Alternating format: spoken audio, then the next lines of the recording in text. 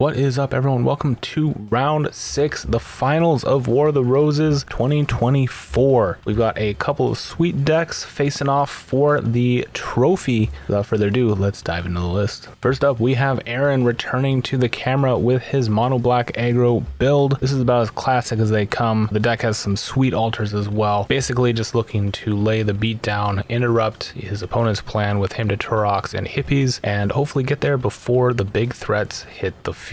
Speaking of big threats, he does have 3 Juzam Djinns and 4 Sengir Vampires, so he's looking to go toe-to-toe with anything his opponent might throw down. Next up, we have Ben on, wouldn't you know it, Mono Black as well. This just makes my heart so happy. This is my favorite color in any form of Magic, and to see not one but both players exclusively playing Mono Black is pretty awesome. And while they are playing the same color, this is a pretty different style list. The main idea behind his list is black control. He's got some discs, he's got an icy, he's got some paralyzes, 4 sinkholes, and I believe 3 evil presence, as well as the 4 strips. Really just trying to slow things down until he can get to a board state where he feels comfortable slamming down a Juzam Djinn, getting benefit out of those Royal Assassins, which is just kind of nasty with Icy Manipulator. Overall, very different style of list, but ultimately is going to be trying to do the same thing, which is win the game through combat damage. So without further ado, let's get into the games. And here we go. We have Aaron on the left and Ben on the right. I think I forgot to mention in the intro, I know I did in last week's video, but Aaron is actually one of the event organizers for this. So very cool to see him doing so well in his own event, living the dream as it were. And it looks like he's got a pretty decent hand and is going to just start off, both players keeping a 7. Okay, and Ben just playing out a swamp, opting to not strip the factory. Interesting. Instead is going to evil presence the factory, just like I was saying in the deck tag could be relevant. Ooh, Black Lotus coming down, and a hippie.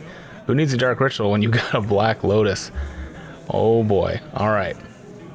Well, very commanding start for Ben, taking out the factory, getting a hippie down. Now, Aaron does have a couple of drain lives and a Juzam and a bunch of lands, so can't quite hit that hippie with the drain life yet. Next turn maybe. And yeah, he's gonna pass back to Ben. Ben is gonna swing in first before doing anything. Gonna hit a swamp. Probably the best outcome there.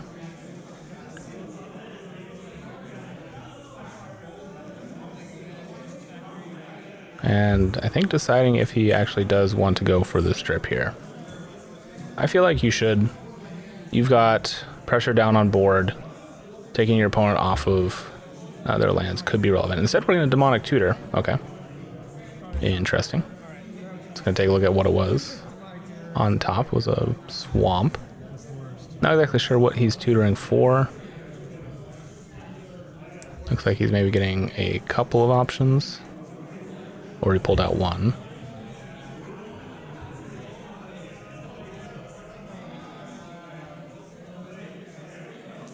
Does have another strip in hand. Maybe he was looking for just another black source to get that double black mana online. I wonder if he went in and grabbed the jet.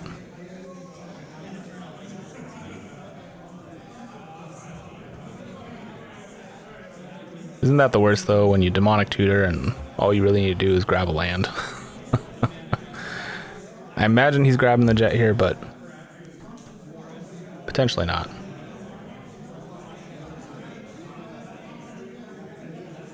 I'm not sure what else he has in hand. I think he had another evil presence, maybe. Oh no, he's thinking about the Juzam. Yeah, if you don't draw another swamp there, bud, you're gonna need to find a Dark Ritual off the top.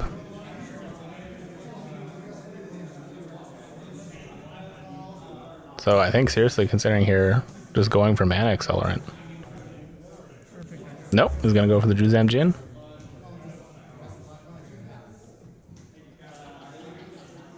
To be fair, that is a very cool Magic card.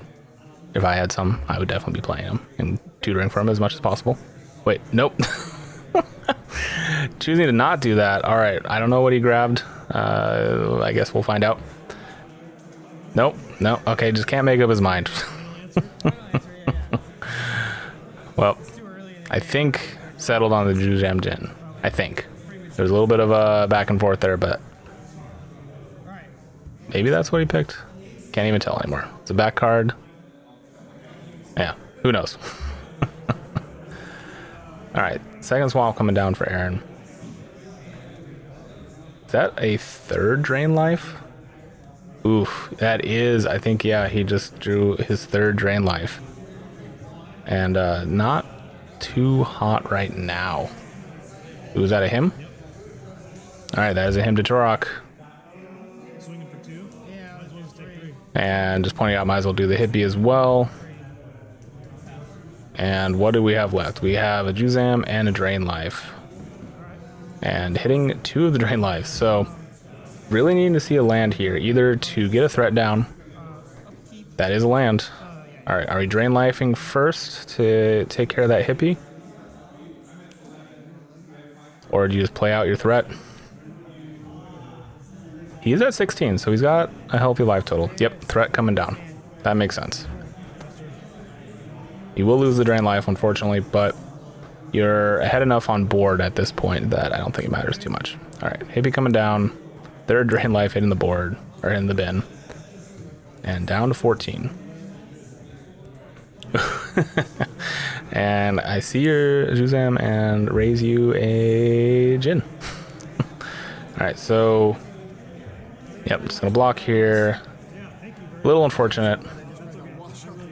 Oh, Aaron as the TO doing a little meet and greet. Has to still run the event even though he's playing in the finals. Totally understand. Okay, so oh, we got a rack. That'll do something. I think, yep, Ben's got 1 card in hand. Just gonna take 1 this turn. And Ben, I believe, has a sinkhole. Ooh, he did draw an orb and a dark red. Okay. So just gonna be swinging in. No reason to really play anything out. Unless you really want to get your opponent off of mana. Looks like he will. At that point, do you just double strip? And if not, do you just play out the orb? Because yeah, your opponent's playing with discard too, and you just lost both of those. Well, that is unfortunate for Ben, but Aaron getting a little bit of a breather here. Getting to start chipping in some lightning bolt damage every turn.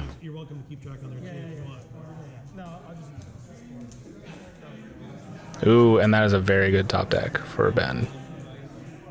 Holding back on doing that double strip is going to be essential here. All right, we got another rack. Aaron doing his best to try and keep pace, but with 7 damage on the board, that is going to be very tough to do.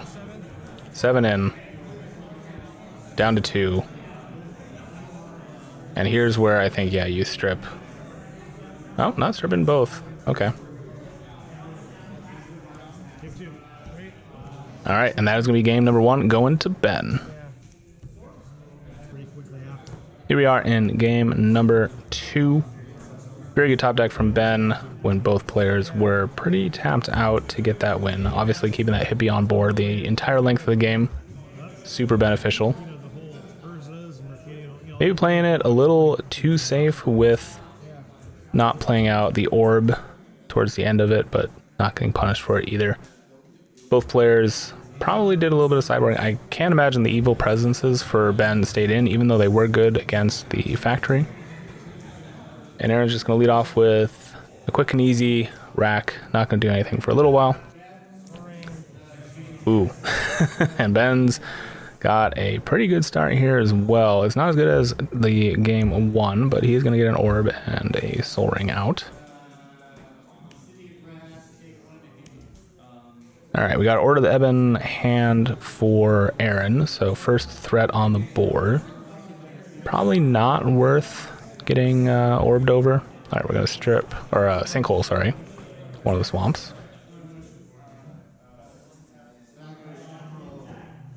Yeah, gonna go to combat here. Just take 2. Black Knight coming down? No, another order. Aaron's orders of the Ebon Hand are altered to be the 4 Horsemen, which is super cool. Got Famine, Death. The other one's Disease. Forget what the other one is. What's the 4th one? Comet Blow. Is it Time? I don't know. Alright, but he does have a credible threat on the board, and Ben is going to have to do something pretty soon. Ooh, are we going to get... Yes, okay, a Ritual into a Jin. And that one is worth Orbin for sure. Alright, we're going to get our first Orb flip of the match. And we're just going to assume it's a foot off. Alright, up a little higher for the camera. And that'll do it. That Jin is goodbye.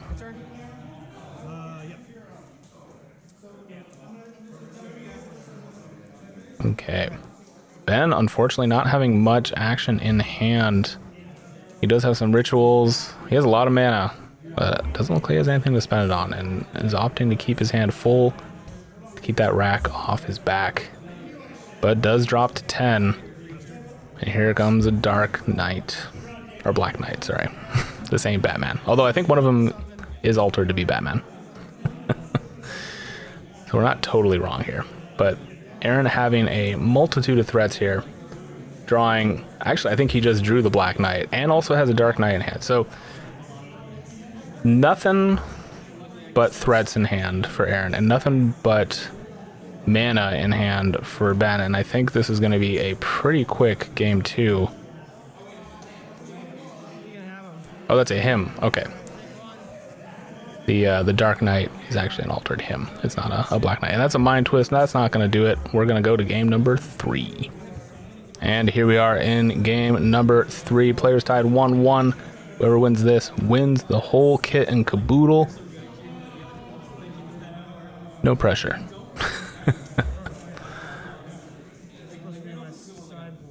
And are we going to see a mulligan here? Or... is there maybe some sideboarding that potentially should have happened? He's going to do a little counting here. Maybe seeing that city and thinking it shouldn't be in his deck right now.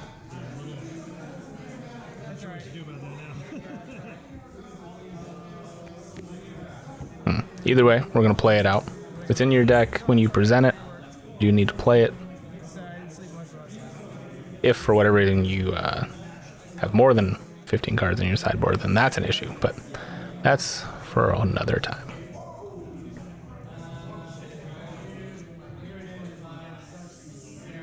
All right, both players keeping 7 again.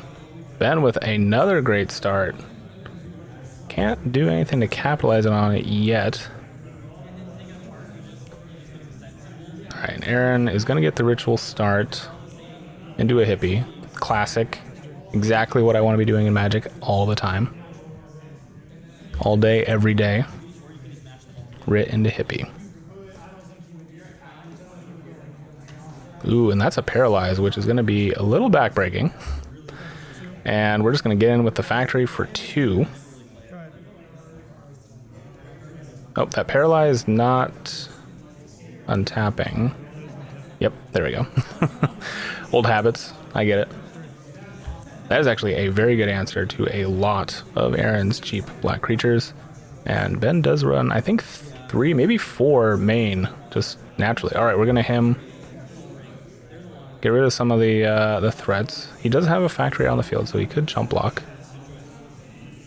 And trade. Ooh, speaking of threats, that's a Sengir and a Black Knight hitting the bin for Aaron. I'm not sure what else he has in hand, but it's gotta feel not great. Oh, here we go. Hardcast hippie. And it looks like next turn we'll have a land as well to potentially pay for Paralyze, assuming it does not get stripped. Ooh, that is a Royal Assassin. Could be not great. Okay, So we got a second factory coming down.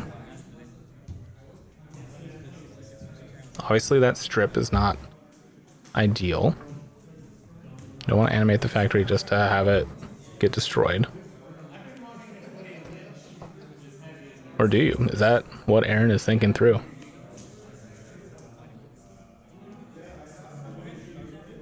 Do you animate both factories?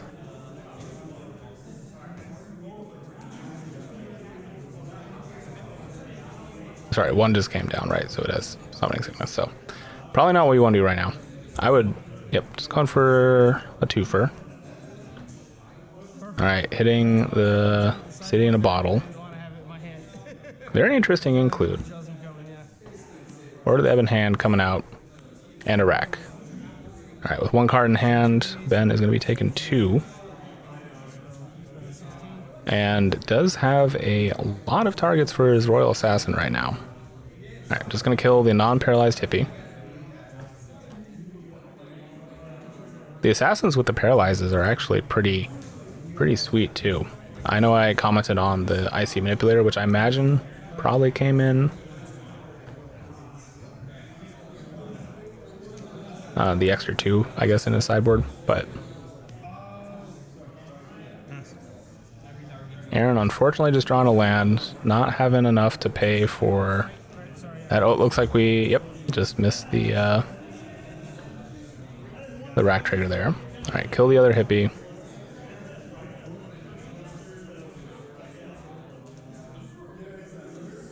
And Ben in a pretty commanding lead, stripping the last factory. I'm just gonna say go. That is another rack. So Ben will take 2 now. But all he has to do is keep, well, yeah. He's still in a good position here. That order, the Ebon Hand, obviously not ideal, but can just sit back and wait for a little more mana and a few bigger threats. Is that another single? Does he have 2 sinkholes in hand? All right, sinkhole. Yep. And pass. All right. I think that's a Black Knight.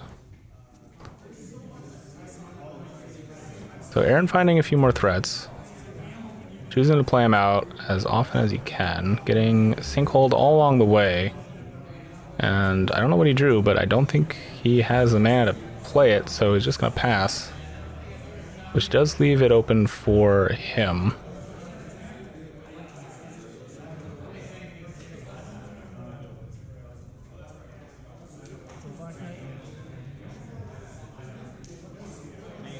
See, Ben has a few lands in hand. He does have a hymn. I think you almost want to play another factory at this point. No, gonna play the Urborg. All right, you can lose first strike now. That is super relevant. Gonna give it a little read. Definitely a great one-of card in a lot of mono black decks. But yes, you can tap it to have a creature lose. I think it's Fear and First Strike. Or maybe a Swamp Walk and First Strike. It's definitely First Strike, which is the more relevant one, usually. And I think just offering the trade here, which is what's going to happen. And go. Interesting choice. Oh, that is a Demonic Tutor. We're going to tutor for a little bit of mana. I imagine grabbing a Mox here makes a lot of sense. Oh, nope, going right past it. Okay. I don't know what his other card is in hand. An Orb is another option for sure.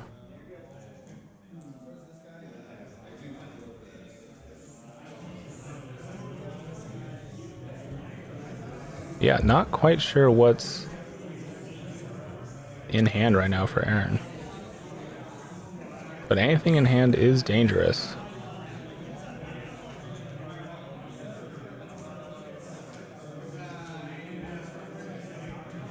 Interesting. Okay, is going to opt for another factory.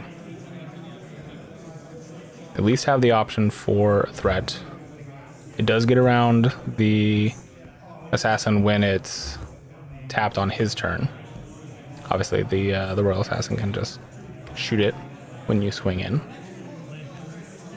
but it is something. And I think counting on Ben being out of sinkholes, but I think he still has one more, or at least, no, that's an evil presence, so he didn't take them all out.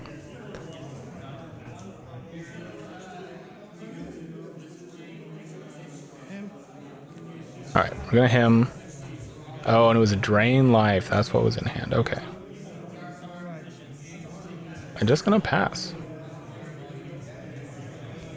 There's a Juzam that cannot be cast, unfortunately. Ooh, and I think Ben just drew a hippie. Very relevant. Gonna break through this board stall, I think. I'm just gonna pass. I got 3 coming down. Let's him. Hits a factory, and I'm not actually sure what that one was, but I think Ben just has the evil presence in hand still, so can still hit the factory. At this point, having 3 black mana is probably not worse. Also, I think maybe missed his rack traders. See if that's relevant. I might have just missed him taking damage from it, but that would have been 4 damage. Oh, catching it now. Oh, I guess for his turn this time. Okay, so he must have caught it last time. Ooh, are we gonna get to see the full 4? War. That's the other horseman.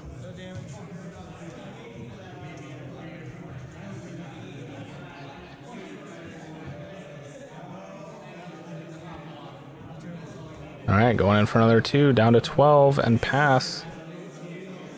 Eventually, Aaron's gonna have to start swinging in. Assassin be damned. Something is gonna have to change.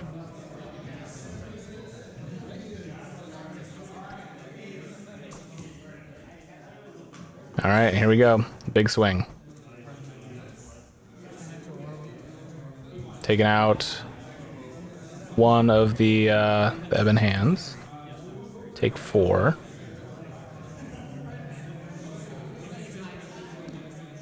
Drops to 2. All right. Has 4 in hand, though. Is not going to be losing anything to the rack right now. All right. Kill 1 more. And can't really swing in with the hippie. That's a little dangerous. Does have the Maze of Ith. Just played that. That is relevant. A him here would be game. But I don't think he has a him. Alright, instead we're swinging in with both. Take 1 out of combat, chump block the other.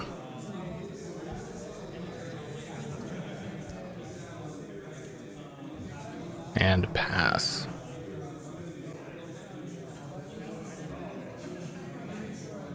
Ben on the razor's edge of losing this game. And Aaron with just 2 expensive beaters. Oh, is that the demonic hordes? It's one that has the triple black upkeep. You can blow up creatures.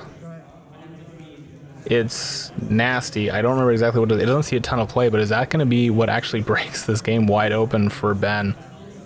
Especially with Aaron not able to draw enough lands to cast his threats. Alright, paying for the upkeep. Let's see what this card does. I think it's a 5/5 too. Like, this thing is massive. I'll be looking it up after the game for sure. It was hanging out next to the evil presences, but I thought it was more of a fun of one of, but it's actually going to be doing some serious work here. Yes, blow up one of your swamps. Pass to you. So not using it as a beat stick yet. Gonna try and deprive Aaron of resources, which was just in time because he did draw a Dark Ritual. So he can get a Juzam Jin. I feel like you kind of have to at this point. Your opponent's on 2. No, just passing the turn. Interesting. Alright, we're just going to leave those 3 swamps tapped. Those are going to be the tribute. Sacking a swamp. Stripping the other one. Very interesting. Did I misread what's in Aaron's hand? No, that is very interesting. All right, no lands for Aaron. No, that is a Juzam Jin, right? And the clock is back firmly in Ben's side. Aaron not seeing any lands. As Nevinrall's disc he just drew doesn't really want to crack that now.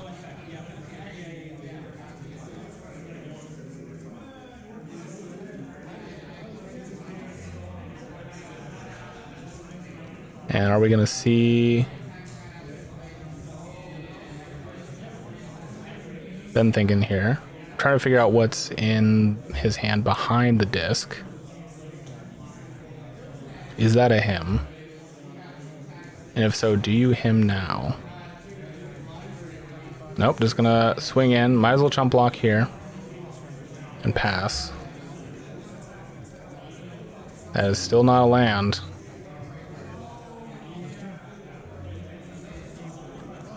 Pass back to Ben.